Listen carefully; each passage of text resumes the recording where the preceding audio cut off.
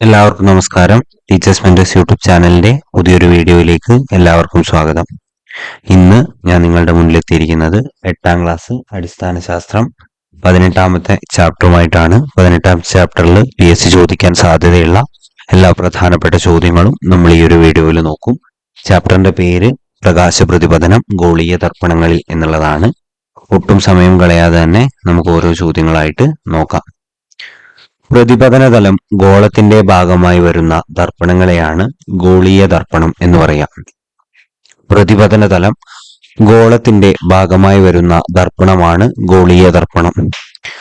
പ്രതിപതനതലം അകത്തോട്ട് കുഴിഞ്ഞ ഗോളീയ ദർപ്പണങ്ങളാണ് കോൺകേവ് ദർപ്പണങ്ങൾ. പ്രതിപതനതലം അകത്തോട്ട് കുഴിഞ്ഞ ഗോളീയ ദർപ്പണങ്ങളെയാണ് കോൺകേവ് ദർപ്പണം എന്ന് പറയാം. പ്രതിപതനതലം പുറത്തേക്ക് ഉന്തി നിൽക്കുന്ന ഗോളീയ ദർപ്പണമാണ് കോൺവെക്സ് ദർപ്പണം. പ്രതിപതനതലം പുറത്തേക്ക് ഉന്തി നിൽക്കുന്ന ഗോളീയ ദർപ്പണമാണ് കോൺവെക്സ് ദർപ്പണം.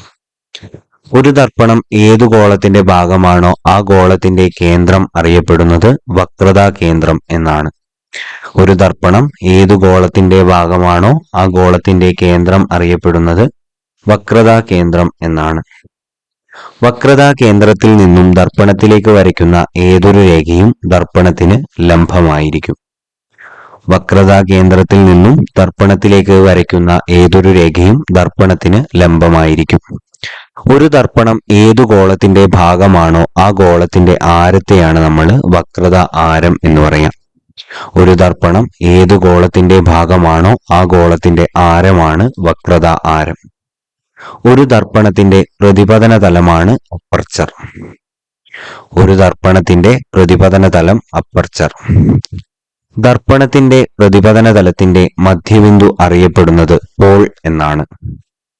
ദർപ്പണത്തിന്റെ പ്രതിപതന തലത്തിന്റെ മധ്യബിന്ദു അറിയപ്പെടുന്നത് പോൾ എന്നാണ്.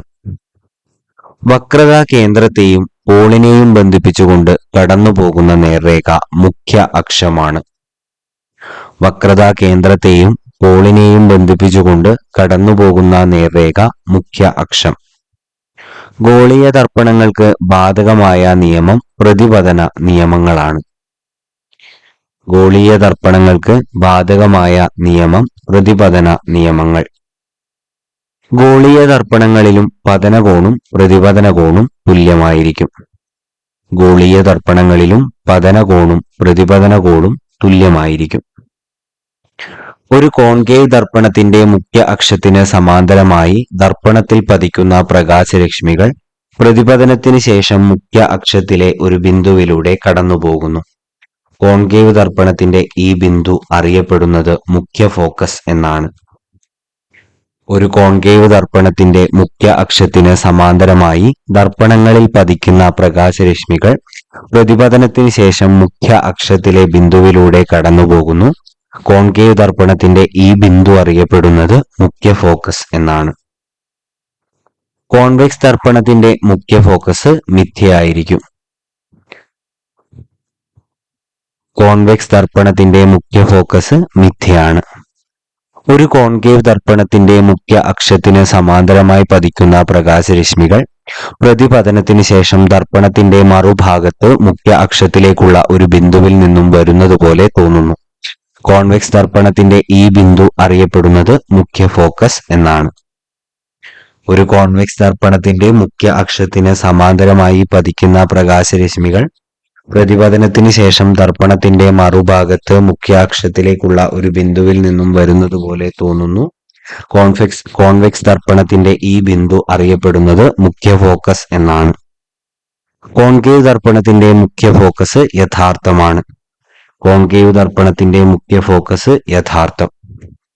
ഒരു ദർപ്പണത്തിന്റെ പോളിൽ നിന്ന് അതിന്റെ മുഖ്യ ഫോക്കസിലേക്കുള്ള അകലം അറിയപ്പെടുന്നത് ഫോക്കസ് ദൂരം എന്നാണ്. ഒരു ദർപ്പണത്തിന്റെ പോളിൽ നിന്ന് അതിന്റെ മുഖ്യ ഫോക്കസിലേക്കുള്ള അകലം അറിയപ്പെടുന്നത് ഫോക്കസ് ദൂരം. ഫോക്കസ് ദൂരം സൂചിപ്പിക്കുന്ന അക്ഷരം F. ഫോക്കസ് ദൂരം സൂചിപ്പിക്കുന്ന അക്ഷരം F ആണ്. ഒരു ഗോളീയ ദർപ്പണത്തിന്റെ ഫോക്കസ് ദൂരം F ആ ദർപ്പണത്തിന്റെ വക്രതാരം R ന്റെ പകുതിയായിരിക്കും. ഒരു ഗോളീയ ദർപ്പണത്തിന്റെ ഫോക്കസ് ദൂരം എന്ന് പറയുന്നത് ആ ഒരു ദർപ്പണത്തിന്റെ വക്രത ആരത്തിന്റെ പകുതി ആയിരിക്കും എന്നുള്ളത് കൂടെ ഓർത്തിരിക്കുക. F=R/2. ദർപ്പണത്തിന്റെ മുഖ്യ അക്ഷവുമായി വിവിധ കോണുകൾ ഉണ്ടാക്കുന്ന വിധത്തിൽ വളരെ അകലെ നിന്നും വരുന്ന പ്രകാശരശ്മികളെ പ്രതിപതനത്തിന് ശേഷം വിവിധ ബിന്ദുക്കളിലായി കേന്ദ്രീകരിക്കുന്നു. ഈ ബിന്ദുക്കൾ ചേർന്നുണ്ടാകുന്ന തലം മുഖ്യ അക്ഷത്തിന് ലംബമായുള്ളതും മുഖ്യ ഫോക്കസിലൂടെയുള്ളതുമായിരിക്കും. ഈ തലത്തെയാണ് നമ്മൾ ഫോക്കസ് തലം എന്ന് പറയാം. ഒന്നുകൂടെ നോക്കാം. ദർപ്പണത്തിന്റെ മുഖ്യ അക്ഷവുമായി വിവിധ കോണുകൾ ഉണ്ടാകുന്ന വിധത്തിൽ വളരെ അകലെ നിന്നും വരുന്ന പ്രകാശരശ്മികളെ പ്രതിപതനത്തിന് ശേഷം വിവിധ ബിന്ദുക്കളിലായി കേന്ദ്രീകരിച്ചിരിക്കുന്നു. ഈ ബിന്ദുക്കൾ ചേർന്നുണ്ടാകുന്ന തലം മുഖ്യ അക്ഷത്തിന് ലംബമായിട്ടുള്ളതും മുഖ്യ ഫോക്കസിലൂടെയുള്ളതുമായിരിക്കും. ഈ തലത്തെയാണ് നമ്മൾ ഫോക്കസ് തലം എന്ന് പറയാം. പ്രതിബിംബത്തിന്റെ ഉയരവും വസ്തുവിന്റെ ഉയരവും തമ്മിലുള്ള അനുപാതം അറിയപ്പെടുന്നത് ആവർത്തനം എന്നാണ്. പ്രതിബിംബത്തിന്റെ ഉയരവും വസ്തുവിന്റെ ഉയരവും തമ്മിലുള്ള അനുപാതം അറിയപ്പെടുന്നത് ആവർത്തനം. ആവർത്തനം സൂചിപ്പിക്കുന്നത് ഏതക്ഷരം ഉപയോഗിച്ചാണ് എന്ന് ചോദിച്ചാൽ M അക്ഷരം ഉപയോഗിച്ചാണ്. ആവർത്തനം സൂചിപ്പിക്കുന്നത് ഏതക്ഷരം ഉപയോഗിച്ചാണ്? M എന്ന അക്ഷരം ഉപയോഗിച്ചാണ്. ആവർത്തനം കണക്കാക്കുന്ന സന്ദർഭങ്ങളിൽ മുഖ്യ അക്ഷത്തിന് മുകളിലേക്കുള്ള അളവുകൾ പോസിറ്റീവ് ആയിരിക്കും. ആവർത്തനം കണക്കാക്കുന്ന സന്ദർഭങ്ങളിൽ മുഖ്യ അക്ഷത്തിന് മുകളിലേക്കുള്ള അളവുകൾ പോസിറ്റീവ് ആയിരിക്കും. ആവർത്തനം കണക്കാക്കുന്ന സന്ദർഭങ്ങളിൽ മുഖ്യ അക്ഷത്തിന് താഴേക്കുള്ള അളവുകൾ നെഗറ്റീവ് ആയിരിക്കും. ആവർത്തനം കണക്കാക്കുന്ന സന്ദർഭങ്ങളിൽ മുഖ്യ അക്ഷത്തിന് താഴേക്കുള്ള അളവുകൾ നെഗറ്റീവ്. യൂണിറ്റ് ഇല്ലാത്ത ഒരു ഭൗതിക അളവാണ് ആവർത്തനം.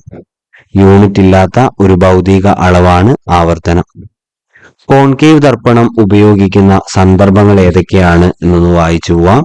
ഷേവിംഗ് മിറർ, മേക്കപ്പ് മിറർ, ഡോക്ടർമാരുടെ ഹെഡ് മിറർ, സിനിമാ പ്രൊജക്ടറുകൾ, സെർച്ച് ലൈറ്റ്, രാത്രികാലങ്ങളിൽ ഉണ്ടാകുന്ന അപകടങ്ങളിലും പ്രകൃതി ദുരന്തങ്ങളിലും പരിക്കേറ്റവരെ കണ്ടെത്താനൊക്കെ നമ്മൾ കോൺകേവ് ദർപ്പണങ്ങളാണ് ഉപയോഗിക്കുക. ഇനി കോൺവെക്സ് ദർപ്പണം ഉപയോഗിക്കുന്ന സന്ദർഭങ്ങൾ ഏതൊക്കെയാണ് എന്ന് നോക്കാം. തെരുവ് വിളക്കുകൾ റിഫ്ലക്ടറുകളും ആയിട്ടും ഈ ഒരു കോൺവെക്സ് ദർപ്പണം ഉപയോഗിക്കാറുണ്ട്. വാഹനങ്ങളിലെ ദർപ്പണങ്ങളായിട്ടും കോൺവെക്സ് ദർപ്പണങ്ങൾ ഉപയോഗിക്കാറുണ്ട്. കോൺവെക്സ് ദർപ്പണം രൂപീകരിക്കുന്ന പ്രതിബിംബം മിഥ്യയും നിവർന്നതും വസ്തുവിനേക്കാൾ ചെറുതുമായിരിക്കും. കോൺവെക്സ് ദർപ്പണം രൂപീകരിക്കുന്ന പ്രതിബിംബം മിഥ്യയായിരിക്കും, അത് നിവർന്നതായിരിക്കും, അത് വസ്തുവിനേക്കാൾ ചെറുതുമായിരിക്കും. ഈ ഒരു യൂണിറ്റ് വളരെ ചെറിയ യൂണിറ്റ് ആണ്. ഏകദേശം 24 ക്വസ്റ്റ്യൻസ് ആണ് ഈ ഒരു ഭാഗത്ത് ഡിസ്കസ് ചെയ്തിട്ടുള്ളത്. വീഡിയോ ഇഷ്ടമായിട്ടുണ്ടെങ്കിൽ വീഡിയോ ലൈക്ക് ചെയ്യുക. നിങ്ങൾക്ക് ഉപകാരപ്പെടുന്നു എന്ന് തോന്നുന്നുണ്ടെങ്കിൽ ചാനൽ സബ്സ്ക്രൈബ് ചെയ്യുക. നിങ്ങളുടെ അഭിപ്രായങ്ങൾ കമന്റ് ബോക്സിലൂടെ എഴുതി അറിയിക്കുക. അടുത്ത ഒരു വീഡിയോവുമായിട്ട് വരുന്നത് വരെ thank you and have A nice day.